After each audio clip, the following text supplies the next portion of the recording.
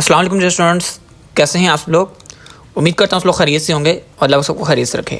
Dear students, आज हमारा digital marketing के इस कोर्स का 5वां लेक्चर है। इस लेक्चर के अंदर मैं आपको बताऊंगा कि आप कैसे जो है वो वर्डप्रेस को अपने पीसी के ऊपर, अपने लैपटॉप के ऊपर विदाउट होस्टिंग डोमेन्स इंस्टॉल कर सकते हैं और कैसे उसको जो है रन करके अपनी प्रैक्टिस कर सकते हैं।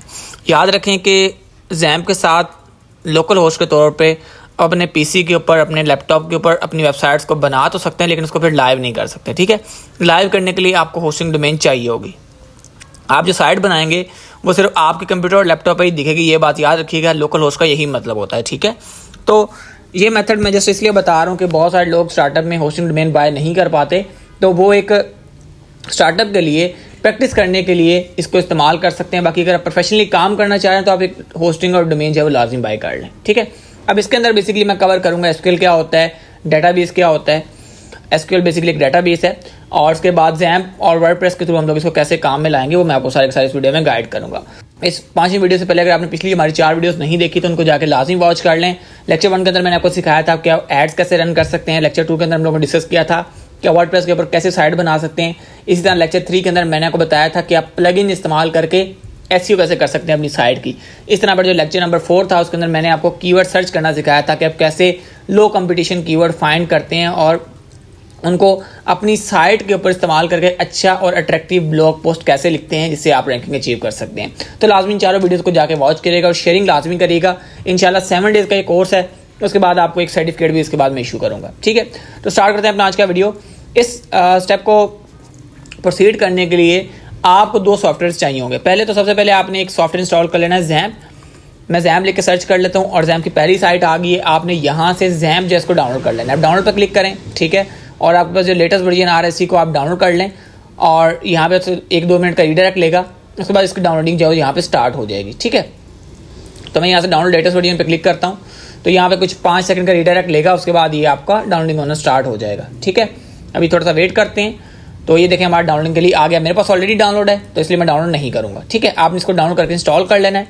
उसके बाद दूसरे नंबर पे आपने जो चीज़ डाउनलोड करनी है वो है वर्डप्रेस। ठीक है, वर्डप्रेस डाउनलोड लिख के आप सर्च कर लें और इसकी हमारे पास ये ORG वाली जो साइट आती है, ऑफिशियल जो साइट है वर्डप्रेस की, आपने उस पर आ जाना है। ठीक है, और उसको भी आपने यहाँ से डाउनलोड कर लेना है। ठीक है, यहाँ पे मेरे पास ये भी ऑलरेडी डाउनलोड है तो मैं इसको डाउनलोड नहीं करूँगा, यहाँ पे कैंसिल कर दूंगा। ठीक है, जब दोनों चीज़ें आपके पास डाउनलोड हो जाएं तो आपने वर्डप्रेस को डाउनलोड करके इंस्टॉल कर लेना है। ठीक है, और जो वर्डप्रेस आपके पास जो भी मैंने आपको दिखाया था, जो हमने साइट से डाउनलोड किया है, वो कुछ इस तरह से आपको दिखाएगा। आपने राइट क्लिक करके इसको चेक कर लेना है और चेक करने के बाद ये इस तरह इस फोल्डर में आ जाएगा।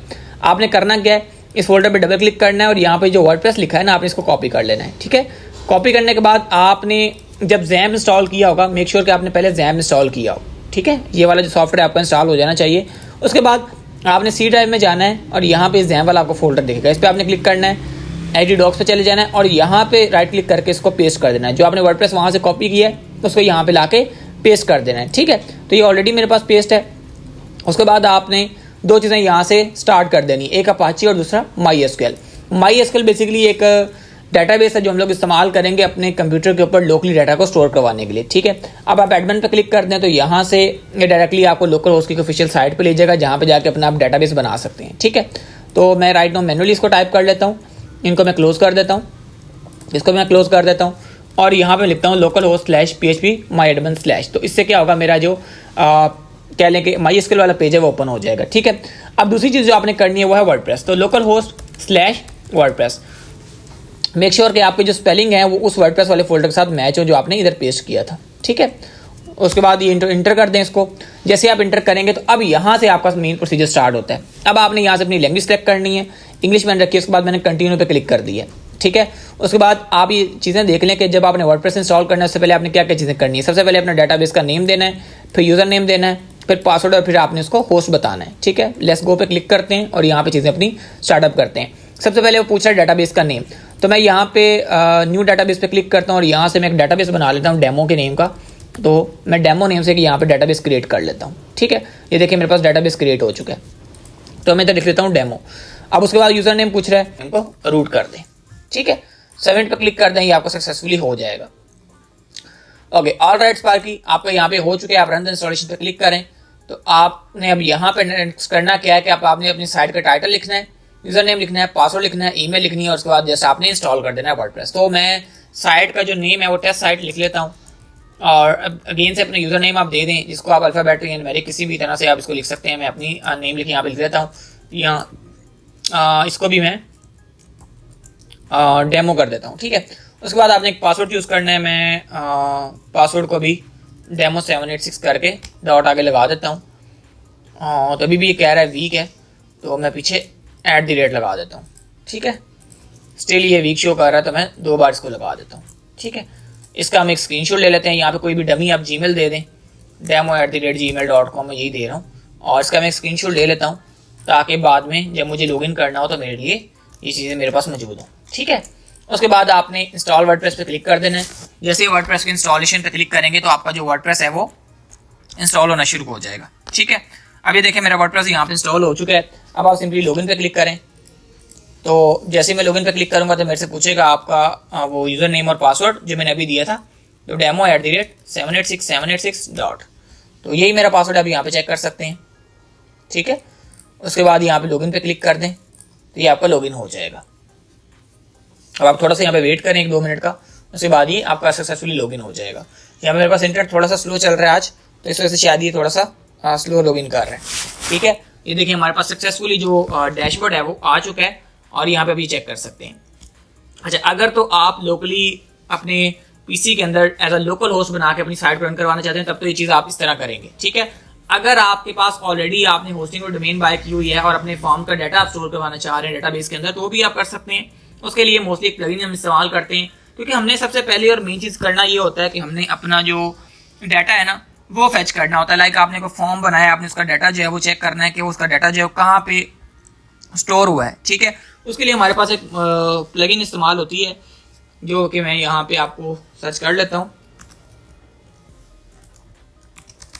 एक प्लगइन आती है, ये आपने इंस्टॉल कर लेनी है। अभी यहाँ पे सर्च कर रहा है, ये देखें ये वाली प्लगइन, इसको आपने इंस्टॉल कर लेना है। ये यहाँ पे आपके पास शो हो जाएगी। अभी देखें बाय डिफॉल्ट यहाँ पे कोई सेक्शन नहीं है, तो मैं इसलिए आपको चेक करवा रहा हूँ। अच्छा, बाय द वे इसके ऊपर आप सारा वो काम कर सकते हैं जो नॉर्मली आपको मैं अभी तक इन चारों लेक्चर्स के अंदर करके दिखा चुका हूँ। ये सेम एज इट इज़ वही काम करेगा जो कि एक ऑफिशियली हम लोग होस्टिंग और डोमेन लेके करते हैं। बस फर्क ये होगा कि ये लाइव नहीं होगी, ये बस आपके अपने कंप्यूटर तक महदूद होगी, ठीक है। अब इसके एक्टिवेट पे मैं क्लिक कर देता हूँ, ये एक्टिवेट हो जाएगी। उसके बाद आपने करना क्या है, आपने उस पेज को रीलोड कर देना है। मैं इसको अलाउ कर देता हूँ और कंटिन्यू कर देता हूँ, ठीक है। Okay, go to dashboard. अब वो कह रहा है डैशबोर्ड पे आप चले जाएं, तो ये डैशबोर्ड मेरे पास आ गया, ठीक है। अब यहाँ पे आप बने बनाए फॉर्म भी इस्तेमाल कर सकते हैं और खुद नया फॉर्म भी जो है वो बना सकते हैं, ठीक है। अब आपकी अपनी मर्जी है, कोई फॉर्म का टेम्पलेट इस्तेमाल कर लें या आप खुद से बना लें। अभी लाइक ये मेरे पास एक फॉर्म बना हुआ है, आप अगर अब इसको इस्तेमाल करना चाहते हैं तो अब इसको भी कर सकते हैं। इसमें name, last name, email, password वगैरह ये ठीक है, मेरे लिए यही ठीक है। बैक कर देता हूँ मैं इसको यहाँ पे, और यहाँ से इस पर आपने क्लिक कर देना है, सिलेक्ट एन एग्जिस्टिंग पेज। ये आप सैंपल पेज के ऊपर मैं इसको इंसर्ट कर देता हूँ इस फॉर्म को, ठीक है। ये मुझे पूछ रहा है कि आप कहाँ पे इस फॉर्म को इंसर्ट करना चाह रहे हैं, तो मैं इसमें बता रहा हूँ कि यहाँ पे आप इंसर्ट कर दें, ठीक है। गेट स्टार्टेड पे क्लिक करने के बाद मैंने इसको सेव कर दिया है, ठीक है। तो व्यू पेज पे हम क्लिक कर देते हैं, तो ये मेरे पास सैंपल पेज आ गया जिसके अंदर ये फॉर्म उसने यहाँ पे हमें दिखा दिया है, राइट। अब होता क्या है कि जब हम किसी भी साइट के ऊपर कॉन्टैक्ट फॉर्म लगाते हैं तो हमने होता क्या है कि यूज़र अपना जो डिटेल्स है वो आके फिल आउट करता है, और उसके बाद हमने बेसिकली चेक करना होता है उसने क्या डिटेल्स हमारे लिए फिल की हैं। तो यही डिटेल्स हम यहाँ पे जस्ट डाटाबेस के अंदर देख रहे होते हैं। तो मैसेज पे अगर आप सबमिट पे क्लिक कर दें, हमारे पास ये मैसेज जैसे ही सबमिट होता है तो मैं आपको दिखाता हूँ कि ये बैकएंड के ऊपर कहाँ पे जाकर स्टोर होगा और आपने क्या डाटा जो सेंड किया है।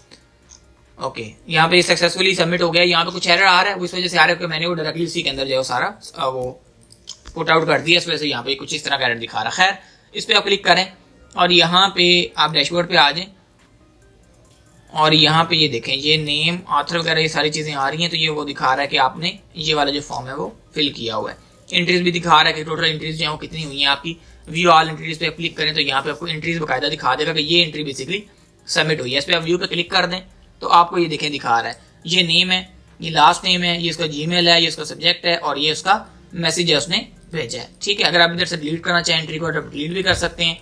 इस तरह अगर आप सबमिट करना चाहें तो आप सबमिट भी कर सकते हैं। प्रिंट करना चाहें किसी एंट्री को तो आप पर्टिकुलरली प्रिंट भी कर सकते हैं। ये अक्सर आपने रिजल्ट देखा होगा जो साइट्स के ऊपर वो इसी तरह हम लोग स्टोर कर रहे होते हैं या फेच कर रहे होते हैं, ठीक है। ये प्लगइन के साथ आप ये काम कर सकते हैं। बाद में इसको आप न्यू पेज पे भी कर सकते हैं और जैसे मैंने भी सैंपल पेज के ऊपर ये काम किया आप उस तरह भी कर सकते हैं, ठीक है। होप्स हो कि आपको समझ आ गई होगी कि आप बगैर होस्टिंग डोमेन के, बगैर अपनी साइट लाइव किए, जस्ट प्रैक्टिस के लिए लोकल होस्ट के तौर पे अपने वर्डप्रेस की साइट को कैसे लाइव कर सकते हैं, कैसे आपने इंस्टॉल करना है। बेसिकली इसके ऊपर मुझे कमेंट आया था प्रीवियस वीडियो के ऊपर, जिसके बाद मैंने ये वीडियो आप लोगों के लिए क्रिएट की है।